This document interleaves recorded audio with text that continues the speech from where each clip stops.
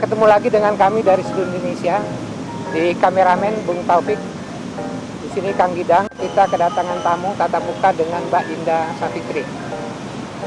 Mbak Dinda, selama ini kegiatan Anda tuh banyak sekali ya.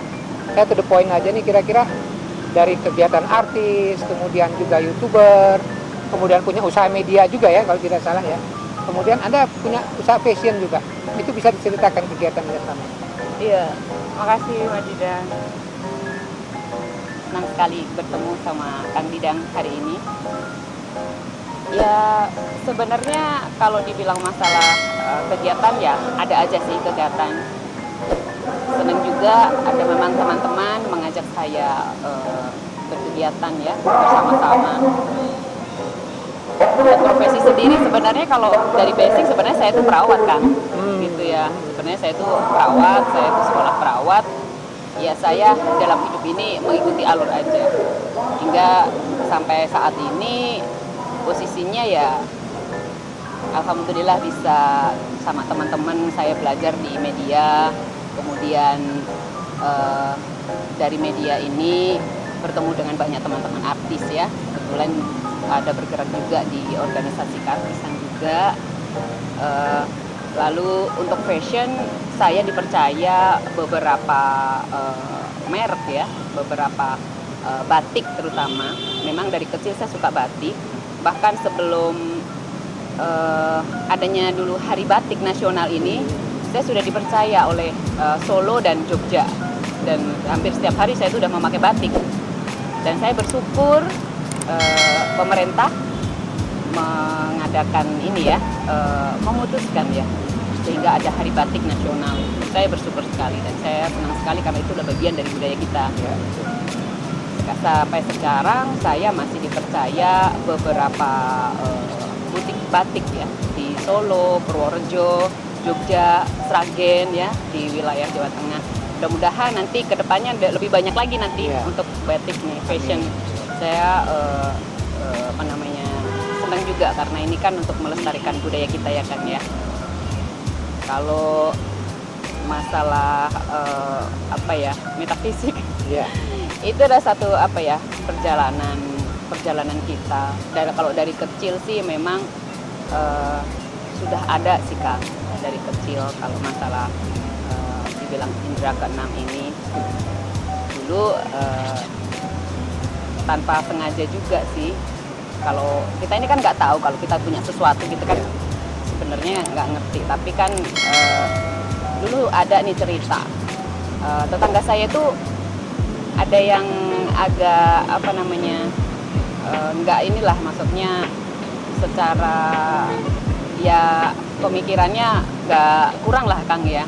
Dia suka ngeluyur gitu. Kemudian keluarganya itu suka nyari-nyari. Nah, nyari-nyari kebetulan nyari itu di deket tanya sama bapak saya. Katanya nanya ke bapak saya bilangnya nggak tahu. Tapi pas selintas itu saya tuh bisa ngomong aja tuh kalau orang Jawa bilangnya nyelemong gitu ya. Oh dia ada di sana. Saya bilang dia ada di sana, dia di antara desa ini. Saya bilang coba aja cari ke sana. Saya bilang gitu. Ternyata benar. Kemudian sering juga teman-teman saya itu kecil suka main kartu gitu kan. Suka main kartu, nggak tahu kenapa kalau dari kartu-kartu itu bisa kegambar gitu loh. Bisa kegambar gitu. Tapi semuanya itu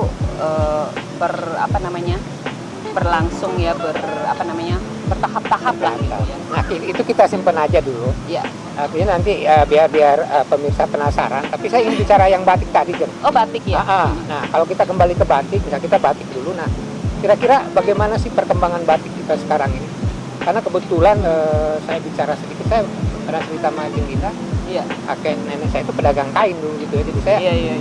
agak-agak sedikit tahu lah. Tapi sekarang ini saya nggak tahu perkembangan batik. Kalau dulu kan ada kebaya, terus satukan dengan batik, kemudian jenis-jenis batik gitu kan. Ada capsen dulu kan, terus ada model parang rusak dan sebagainya ya. Iya. Nah sekarang kalau kita bicara tekanannya pada batik itu sendiri, perkembangannya sejauh ini gimana? Perkembangan batik itu sangat pesat sekarang ya. Apalagi dimulai dengan sekarang itu kan pemerintah juga sudah setiap hari Jumat kalau nggak salah tuh ya memakai batik. kemudian sekarang juga pertemuan-pertemuan formal atau apa sekarang juga memakai batik. Bahkan saya juga dengar kabar dari teman-teman di luar negeri pun batik itu sudah mendunia. Batik pun sekarang kalau dari fashionnya sekarang itu sudah modern banget gitu, dan apa namanya banyak sekali model-modelnya sekarang. Jadi nggak kalau zaman dulu dengan model batik itu yang seperti kayak macam dibikin kebaya, kemudian kayak kuno, kayak macam kayak daster. Sekarang kan enggak. Kita lihat tuh, mungkin di YouTube saya juga ada beberapa batik-batik yang saya pakai gitu ya. Kebetulan juga ada beberapa endorse itu ada di YouTube saya, nanti juga boleh dilihat itu di YouTube Adidakun ada. Nah, kemudian produksi batik itu sendiri paling banyak di mana, di daerah mana? Batik ini Kan dulu ada terkenal batik Solo, batik Jogja, batik Pekalongan gitu. iya, begini Kang, dimanapun ada sekarang ini karena perkembangan. Tapi di setiap daerah pasti punya khasnya masing-masing ya. Solo punya khas. Ini saya bicara di daerah saya dulu ya Kang ya. Nah, Jawa Tengah ya. Jawa Tengah ya, karena kebetulan saya dari Jawa ya. Jadi Solo punya khas masing-masing. Solo khasnya apa itu kira-kira? Kalau Solo itu batiknya itu yang agak-agak kalem ya, lebih kalem dengan warna-warna coklat-coklat hitam, lebih Agak-agak salem gitu ya. Kalau Jogja itu ya Terang, ya. agak terang gitu, lebih tegas gitu. Itu juga apa namanya, begitu juga dengan Sragen ya, Purworejo itu yang sekarang ini dekat dengan saya ya, saya ada di lingkungan itu. Jadi itulah beda kalau batik itu di dalam kota, misalkan kalau di daerah pesisir itu yang warna-warni Kang. Jadi khasnya biasanya kalau pesisir itu berani menampakkan warna. Kayak lasem gitu ya. Iya. Lasem kan warna merahnya. Nah warna iya, hijau, ya itu warna. Cirebona gitu ya. Ya itu memberikan warna-warna mereka yang berani, yang warna-warna cerah gitu. Itu kalau yang batik pesisir sih. Iya, batik pesisir ya. Nah, terus batiknya balik mengenai batik ini ya. Kemudian kan ada orang membedakan, oh ini batik, ini motif batik, badan gimana? Sebetulnya, oh ini bukan batik, Kang, ini namanya motif. Motifnya emang motif batik. Tapi Iya. apa tuh bedanya tuh? Kan ada perintilan sih. Oh, cetak ya? Iya, ada cetak, ada yang Ada sekarang, tulis. ada tulis. Karena kan dengan perkembangan sekarang tuh peralatan itu kan modern ya kan Iya. ya. Ada yang cuma di print, jadi pakai mesin ya, komputer sekarang itu udah bisa.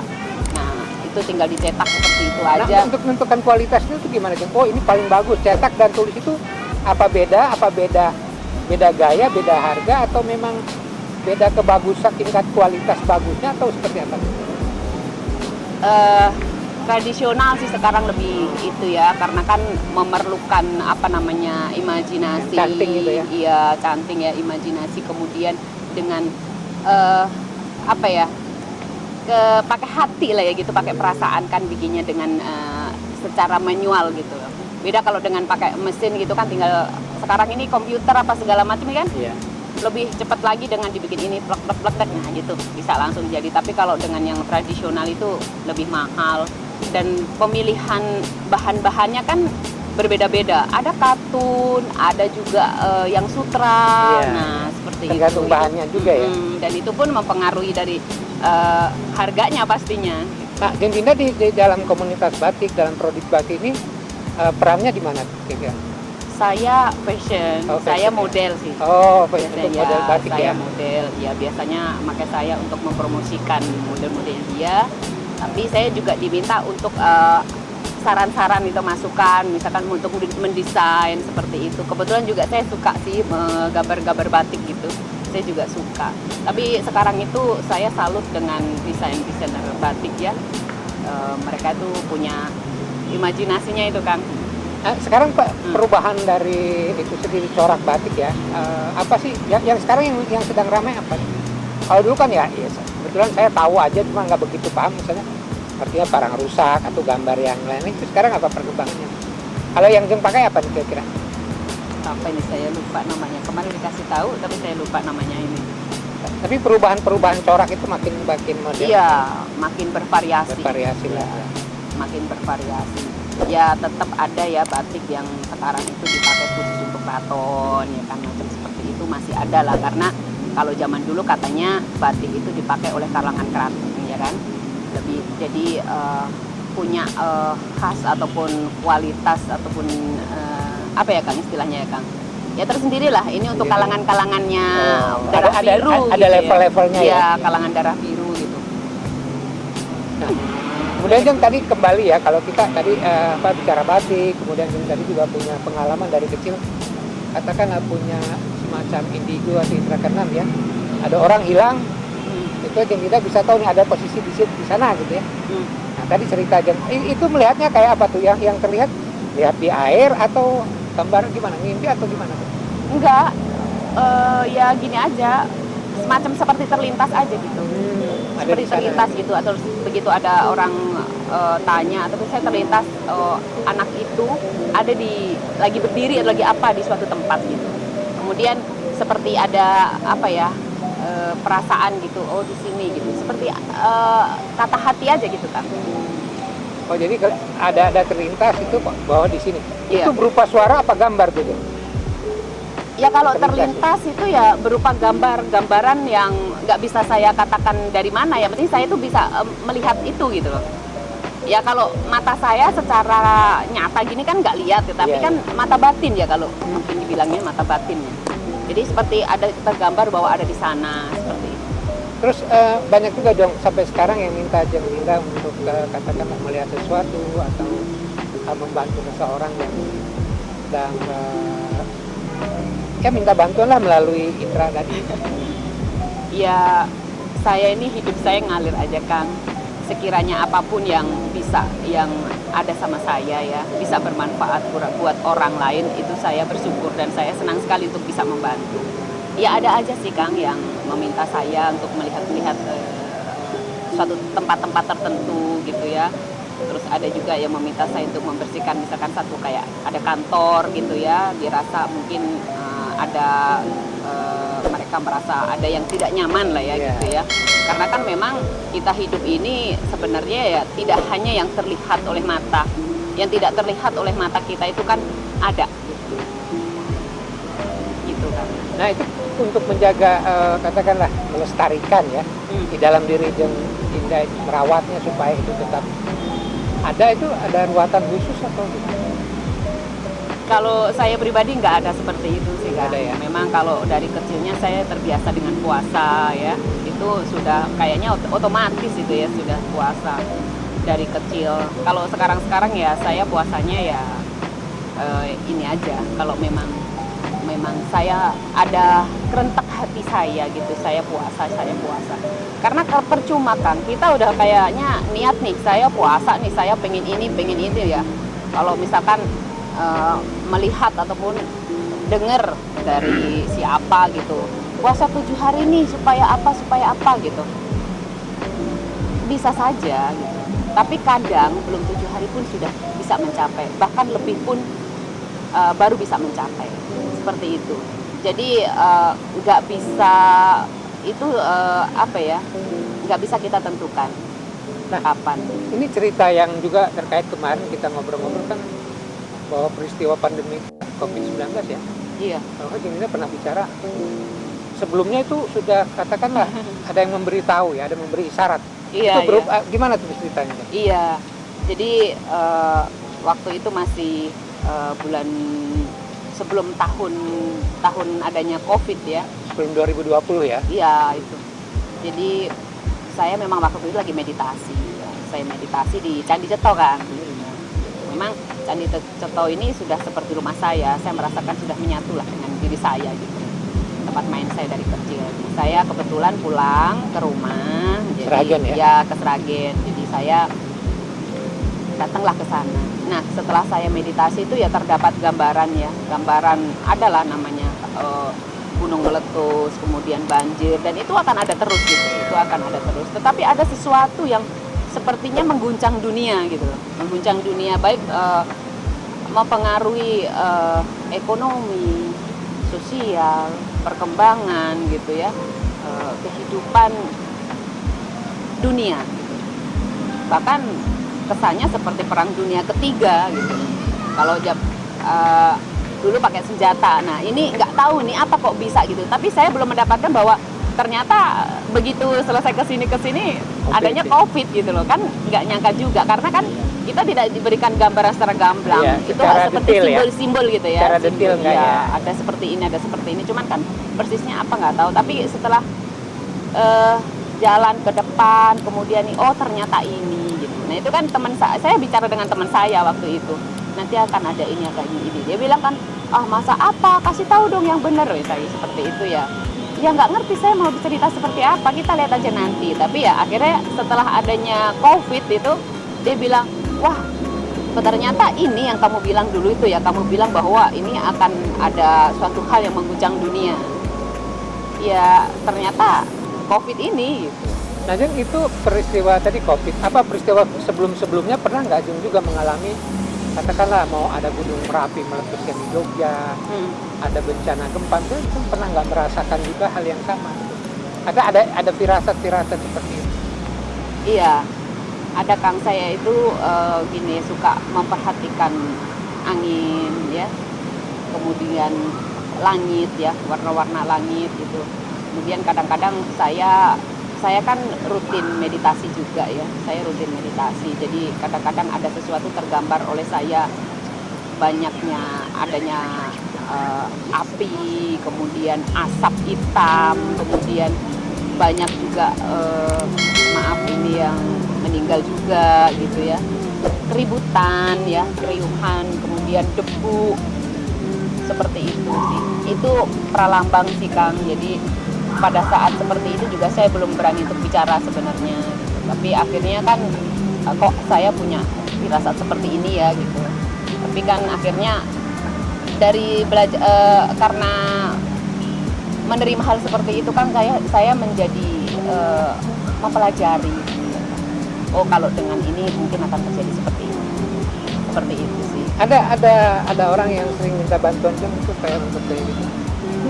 Artinya ya tadi kan ada perusahaan, Iya. atau secara personal sering ya. Itu kebanyakan minta bantuannya seperti apa sih? Biasanya gini, yang pernah kemarin ini terjadi, saya diminta bantuan, kebetulan ada ini penemuan baru situs sejarah Di daerah mana tuh? di dekat Borobudur sih daerahnya. Daerah Magelang ya. Saya juga belum pernah datang ke sana. Saya dikirimkan fotonya, beliau itu meminta saya coba Dinda lihat gitu, ini seperti apa ya. Saya berbicara apa yang saya lihat dengan mata hati saya gitu. Bahwa di sana ini bukan sebagai peradaban yang high class, maksudnya peradaban yang kan ada yang benar kalau tempat situs sejarah mungkin ini sebagai Hindunya yang misalkan kalau Budanya mungkin yang mahanya gitu ya. Enggak, saya bilang ini mungkin adalah peradaban masyarakat biasa. Di situ pun ada pasar, di situ pun ada pemakaman, di situ pun saya bicara seperti itu. Kemudian ada di situ tempatnya itu ada seperti kayak masuk ke dalam gitu ya, jurang, kemudian ada jalan setapak, kemudian ada pagar-pagar, ada juga patung yang sudah termenggelimpang gitu ya, sudah tidak pada tempatnya, kemudian ada sendang, saya bilang seperti itu gitu ya. Kemudian Dan itu adanya di dalam tanah tuh Jeng ya? iya, di dalam tanah dan sudah mulai digali ya. Iya. Dan memang sudah ini dengan penduduk ya. Dan kita tahu di Jogja itu kan sudah banyak sekali gitu ya, sudah menyatu dengan masyarakat itu. Jadi kalau misalkan mungkin membuat ini juga agak-agak susah gitu, harus pembebasan izin atau apanya, kan perlu waktu dan proses buat arkeolog ini. Nah itu Jeng diminta oleh para arkeolog itu untuk melihat itu ya? Iya, ada arkeolog yang pernah meminta ke saya. Buka praktek nggak Jeng? Untuk ditanya sesuatu sama orang gitu. Biasanya apa pakai kartu atau hanya diskusi aja dengan mereka misalnya? Selama ini sih saya belum ada arah-arah ke sana sih Kang. Jadi saya pun sepintas aja apabila teman-teman cerita ke saya gitu ya. Kemudian Jadi belum menjadi khusus profesi belum ya? Bukanlah, nggak tahu lah nanti ke depannya seperti Ya, apa. artinya sekarang belum ya? Sekarang belum. Apa itu disebutnya metafisika atau paranormal? atau apa? Saya lebih suka dibilang sebagai pelaku pelaku spiritual. Pelaku spiritual. Nah kemarin kalau kaitannya pelaku spiritual, yang lakukan di Candi Ceto itu apa? Bagus tuh gambarannya, tuh jalan. Oh iya, udah lihat YouTube saya ya? Itu apa? Iya, itu secara Jawa sih ya. Jadi saya ingin menampakkan seakan-akan di zaman dulu kan, bagaimana kita itu menghormati leluhur kita itu dengan cara seperti itu. Ingin menggambarkan seperti itu. Itu juga yang ingin saya tampakkan kepada para generasi sekarang, supaya nguri-nguri gitu ya. Nguri-nguri itu apa? Kita melestarikan. Oh, melestarikan. Melestarikan budaya kita. Saya berangkat dari lingkungan saya lah. Itu juga saya ingin mengajak teman-teman semua ya, berangkat dari lingkungan kita, dari sekitar kita, apa yang ada. Tapi kalau boleh tahu lebih detail, apa sih yang lakukan? Kalau salah ada apa, diiringi musik Jawa, kemudian jalan, itu apa tuh, ritual apa kira-kira? Satu perjalanan kan, perjalanan itu adalah gambaran ini ya, gambaran dari kalau Jawa bilang kan ada sangkan paran itu mati. Iya. Itu kan sangkan, itu kan asal, dari mana kita berasal, kemudian paran itu kan kemana tujuan, ya kan. Mati itulah bagaimana kita akan menjadi apa. Kita itu ingin Sangkan paraning Dumadi ya. Iya. Kita dari mana? asal dari mana, punya tujuan Punya apa, tujuan apa, dan kita nanti akan menjadi apa. menjadi apa. Iya. Ya, itu satu, makanya saya lebih menampakkan bagaimana kita berjalan, kan seakan-akan dengan perjalanan itu kita mencari sesuatu, ya kan, mencari jati diri. Nah, di situ sih bagaimana penggambaran saya dalam video saya itu, dalam YouTube saya itu seperti itu. Akhirnya kan apa? Kita kan dengan kita berjalan menuju arah ke sana, kita semakin kan naik ke atas.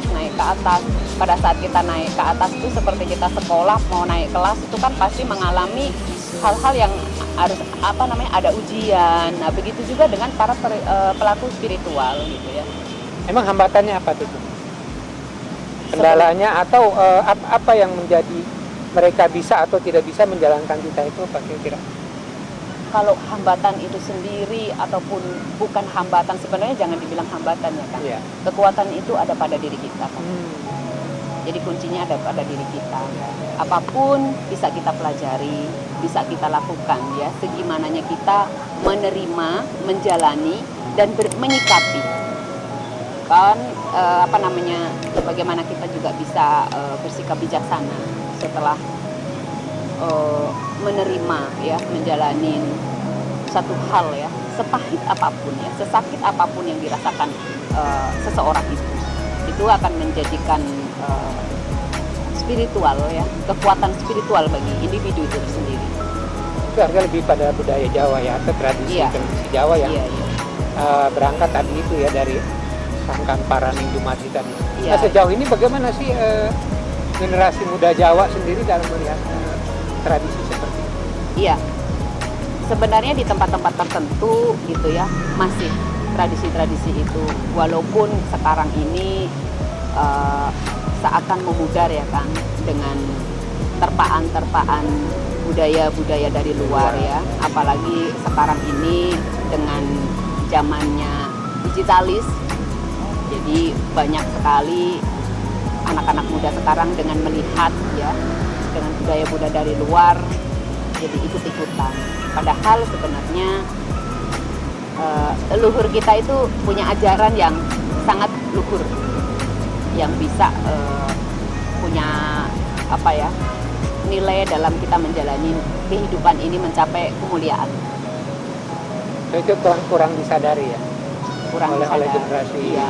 Tapi semakin kesini saya memperhatikan ya, kalau di beberapa juga ada youtuber ya yang udah mulai mengangkat budaya juga gitu ya. Itu juga saya senang juga melihatnya, menampakkan dari daerah-daerah tertentu dengan cerita-cerita rakyatnya, dengan kearifan lokal ya kan ya, cerita-cerita rakyat gitu. Mereka juga melihat secara metafisik juga kan, spiritualnya seperti apa gitu. Nah, di dalam masyarakat Jawa sendiri itu sekarang sejauh mana sih kombinasi itu atau combine itu ya antara spiritual dan penggunaan wujud berupa karya tadi gitu. Iya, masih Kang, di mana ada beberapa di Jawa ini membuat sesuatu itu masih dengan menggunakan kekuatan spiritual ya. Misalkan kayak tempaan-tempaan pada proses pembuatan keris itu kan memerlukan apa ya, semacam isi dari apa spiritualnya itu sendiri ya. Batik juga ada itu nggak? Batik juga ada. Ada. Bisa batik ada pada saat seseorang dengan canting itu kan pasti ada imajinasi, Inspirasi ya. heeh, yang bukan halu gitu ya, yang bukan halusinasi Halusinasi, ya. gitu ya, pasti masuk. Nah di situ kan ada itu nilai-nilai spiritualnya di situ. Kemudian tadi kalau dipadukan spiritual, ada nggak penggunaan batik misalnya dalam kaitannya dengan upacara-upacara tertentu kan ada? Itu batik-batik seperti apa tuh? Batik yang sekarang masih ini ya, masih dikenal namanya batik parang itu ya, hanya boleh dipakai oleh kalangan ningrat. Masih itu sekarang masih seperti itu. Kemudian untuk batik-batik yang dipakai pada mempelai pengantin, nah itu, terus kemudian juga batik-batik yang dipakai oleh orang tua mempelai itu juga ini sendiri. Kemudian juga ada batik yang dipakai upacara mitoni itu kan 7 bulan ya kan. Nah, itu ada kaitannya antara tadi itu ya, artinya benda yang berbentuk ada dengan spiritual tadi itu ya, antara Iya. batik dengan keyakinan seperti Iya, tadi. iya. Nah, kemudian Mbak Dinda, kalau bicara tadi, kita sudah bicara terkait dengan profesi Bung Dinda tadi ya, apa memang tidak dibentuk satu wadah gitu? Misalnya pelaku spiritual khusus, kemudian juga dikaitkan dengan, katakanlah ada orang ingin bertanya, maaf nih saya bukan menganggap dia barang ini saya sifatnya bertanya gitu, misalnya, Mbak, saya kurang perlu jodoh misalnya, bisa nggak itu dibantu, Mbak? Atau saya pengen dagangannya laris gitu, Mbak, bisa nggak itu kira-kira sejauh ini? Mudah-mudahan lah dengan doa dan usaha ya yang pasti ya. Mudah-mudahan bisa ya, mudah-mudahan bisa membantu. Karena yang kemarin juga saya udah mencoba diberikan kepercayaan untuk membantu seseorang, bisa juga dari ya memang beliau sendiri sudah punya hoki mungkin ya, sudah punya garis itu sendiri gitu ya, untuk akhirnya menjadi orang yang berhasil gitu ya. Jadi memang kita ini kan hidup ini kan dari beberapa unsur ya kan ya. Yeah. Jadi setiap semua unsur ini sebisanya kita satukan. Nah di situ kan bisa ada kekurangan dan kelebihannya. Di mana kurangnya kita tutupin, di mana lebihnya kita kurangin gitu kan supaya bisa pas gitu. Ya itu alhamdulillah mungkin dengan kersaning Gusti ya, Yeah. yang kuasa itu mengabulkan.